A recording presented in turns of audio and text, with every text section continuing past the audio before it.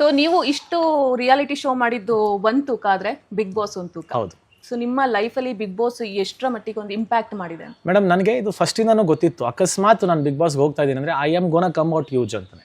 Because ನಾನು ಇದ್ದಿದ್ದ ರೀತಿ ಮೇಡಮ್ ಡೈರೆಕ್ಟರ್ ಪ್ರತಿಯೊಬ್ರು ಹೇಳೋರು, ನಮ್ ಧನ್ರಾಜ್ ಎಲ್ಲ ಇದ್ರಲ್ಲಿ ಇದ್ನಲ್ಲ 7th 8th ಸೀಸನ್ ಅಲ್ಲಿ ಧನ್ರಾಜ್ ಆಗ್ಲಿ ರಾಜೀವ ಆಗ್ಲಿ ಪ್ರತಿಯೊಬ್ರು ಸರ್ ಹೇಳೋರು, ಸರ್ ಬಿಗ್ ಬಾಸ್ ಹೇಳ್ ಮಾಡ್ಸಿದ್ ಕಂಟೆಸ್ಟೆಂಟ್ ಸರ್ ರಜತ್ ಅಂತ. ಅವ್ರಿಗೆಲ್ಲೋ ಒಂದು ಡೌಟ್ ಇತ್ತು, ಯಾಕಂದ್ರೆ ನನ್ನ ಪಾರ್ಟಿಗಳಲ್ಲಿ ನೋಡಿರೋದು ನಮ್ಮ ಡೈರೆಕ್ಟರ್ನು. ಅವ್ರಿಗೇನು ಮನ್ಸಲ್ಲಿತ್ತು ಅಂದ್ರೆ ಇವನು ವಾಟರ್ ಇದ್ದಂಗೆ ಎಲ್ಲಾರ ಹತ್ರನು ಮಿಂಗಲ್ ಆಗೋಗ್ತಾನೆ, ಎಲ್ಲಾರನ್ನೂ ಚೆನ್ನಾಗಿ ಇಟ್ಕೊಂತಾನೆ, ಆ ತರ ಒಂದ್ ನಾನು ಅಷ್ಟು ಒಳ್ಳೆಯವನಲ್ಲ ಸರ್ ಅಂದೆ. ನೀವು ಅನ್ಕೊಂಡ್ರೆ ಅಷ್ಟು ಒಳ್ಳೆಯವನಲ್ಲ ಸರ್ ನಾನು, ಯಾರು ಸರ್ ನಿಮ್ಗೆ ನನ್ನ ಬಗ್ಗೆ ಇಷ್ಟು ಒಳ್ಳೇದು ಹೇಳಿದ್ದಾರೆ ಅಂತ. ಆಮೇಲೆ ಎಲ್ಲೋ ನನ್ನ ಒಳಗೆ ಕಳ್ಸೋಗ್ಲು 50-50 ಮೈಂಡ್ ಸೆಟ್ ಇದ್ದಿದ್ದು ಅವ್ರಿಗೆ. ಅವ್ರು ನನಗೆ ಅದೇ ಹೇಳಿ ಕಳಿಸಿದ್ದು, ಐ ಆಮ್ ಸೆಂಡಿಂಗ್ ಯು, ಏನ್ ಪ್ರೂವ್ ಮಾಡ್ಕೊಳೋದು ಬಿಡೋದು ನಿನಗೆ ಬಿಟ್ಟಿರೋದು, you have to come out huge, ನೀನು ಆಚೆ ಕಡೆ ಬಂದು ಫೇಸ್ ಮಾಡೋದೆಲ್ಲ ಸೊ ಕಂಪ್ಲೀಟ್ಲಿ ನಿನ್ನ ಮೇಲೆ ಬಿಟ್ಟಿರೋದು, ಪ್ರೂವ್ ಮಾಡು ಅಂತ ಹೇಳಿದ್ರು. ನಾನು ಆಚೆ ಬಂದು ಸರ್ನ ಫಸ್ಟ್ ಕ್ವಶನ್ ಅದನ್ನೇ ಹೇಳಿದ್ದು. He was like, you have done what more we expected, ಆಚೆ ಬಾ ನಿನ್ಗೆ ಗೊತ್ತಾಗುತ್ತೆ ಅಂದ್ರು. ಆಚೆ ನನಗೊಂದಿದ್ದು ಭಯ ಇದ್ದೇನು ಅಂದ್ರೆ ನಮ್ದು ಸ್ವಲ್ಪ ಕೋಪ ಬಂದ್ರೆ ಭಾಷೆ ಕಂಟ್ರೋಲ್ ಇಲ್ಲ, ಅದರಿಂದ ಜನ ಏನಾದ್ರು ಹೇಟ್ ಮಾಡ್ಬಿಡ್ತಾರ ನನ್ನ, ಅದು ಇದು ಅನ್ನೋ ಭಯ ಇತ್ತು. ಬಟ್ ಆಚೆ ಬಂದಾಗ ಈ ಮಟ್ಟಕ್ಕೆ ಲವ್ ಕೊಡ್ತಾ ಇದಾರೆ ಅಂದ್ರೆ I am always blessed.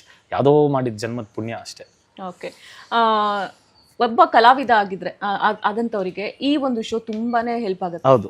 So ನಾನು ಪ್ರತಿಯೊಬ್ಬರು ಇಂಟರ್ವ್ಯೂ ಮಾಡಿದಾಗ್ಲೂ ಅವ್ರು ಹೇಳಿದ್ದೆ, ಅದು ಒಂದು ಕಲಾವಿದಕ್ಕೆ ಇದು ಬೂಸ್ಟ್ ಮಾಡುತ್ತೆ ಈ ತರ ಶೋ ಅಂತ.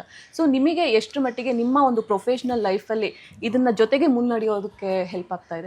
ಮೇಡಮ್ ಅದು ಏನು ಅಂದ್ರೆ, ಇವಾಗ ಕಲಾವಿದನ ಆಗಿದ್ದವನ್ಗೆ ಆಚೆಗಡೆ ನಮ್ಮ ಗುರುತಿಡಿಬೇಕು, ಮಾತಾಡಿಸ್ಬೇಕು, ಎಲ್ಲಾರ್ಗು ಇರೋದೇ ಮೇಡಮ್. ಸುಮ್ಮನೆ ಡೌಗಳು ಮಾಡ್ತಾರೆ ಅಷ್ಟೇ, ಏನಿಲ್ಲ ನಾನು ಒಳ್ಳೆ ಕಲಾವಿದ, ನಾನು ಯಾರು ಗುರುತಿಸಿಲ್ಲ ಅಂದ್ರೂ ಪರವಾಗಿಲ್ಲ, ಅದೆಲ್ಲ ಸುಮ್ಮನೆ ಡೌಗಳು.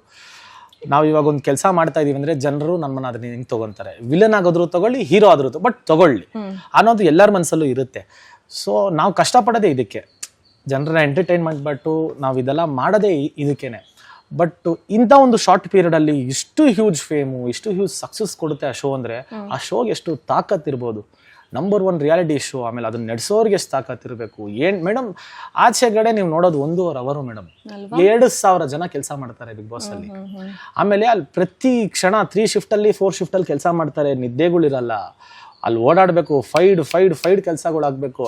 ನಾನು ಇದನ್ನ ಹೇಳ್ಬೋದಲ್ಲ ಗೊತ್ತಾ, ನಾನು ಕ್ಯಾಪ್ಟನ್ ಆಗಿದ್ದಾಗ ಫ್ಲೆಶ್ ಅಲ್ಲಿ ಏನಾಗಿರುತ್ತೆ, ನಾವು ಬಿಡ್ತೀವಲ್ಲ ಹ್ಯಾಂಡ್ ಸ್ಪ್ರೇದು, ಅದು ಬಿದೋಗಿತ್ತು.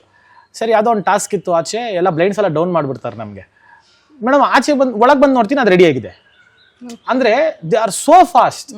ನಾವು ಹೇಳೂ ಇಲ್ಲ ಅವ್ರಿಗೆ, ನಾನು ಹೇಳೂ ಇಲ್ಲ ಅವ್ರಿಗೆ ಈ ತರ ಬಿದೋಗಿದೆ, ಈ ತರ ಆಗಿದೆ ಅಂತ ಹೇಳೂ ಇಲ್ಲ. ಎಲ್ಲ ಕಂಪ್ಲೀಟ್ ಚೆಕ್ ಮಾಡಿ ಎಲ್ಲ ಮಾಡೋದಿದೆಯಲ್ಲ, ಐ ಮೀನ್ ಎಷ್ಟು ಹ್ಯೂಜ್ ವರ್ಕರ್ಸ್ ಇದ್ದಾರೆ ಅದರಲ್ಲಿ. Hats off to them.